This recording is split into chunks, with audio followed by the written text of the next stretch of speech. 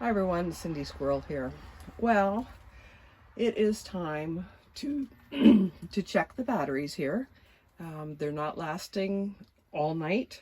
The hydro goes out, even though that they've been put on float during the day.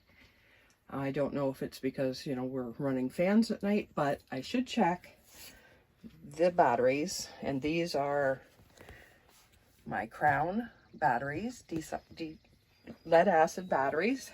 We didn't go lithium because of the cost and how much cost is in making them, the mining and that. So we just went with lead acid, and you just have to check them. Like, there's maintenance to a lead acid battery. So I am going to pop off a lid here and we'll check to see. Now I'm going to give the camera to Aubrey, and I'm going to pry.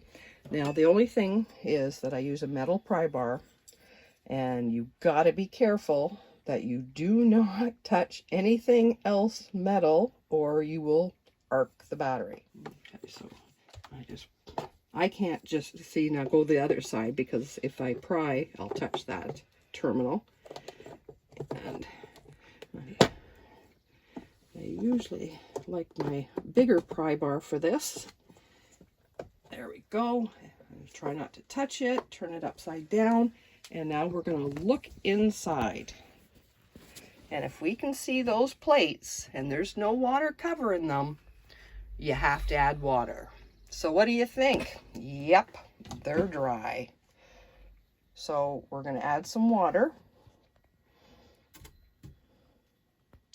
Let's see if I can pour this.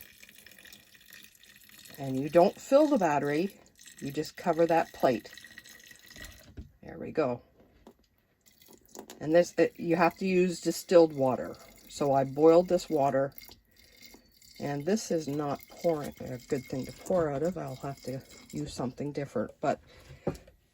And that's all you do. You put the cap back on, and you just continue on, and you do every other battery. Or every battery, not every other.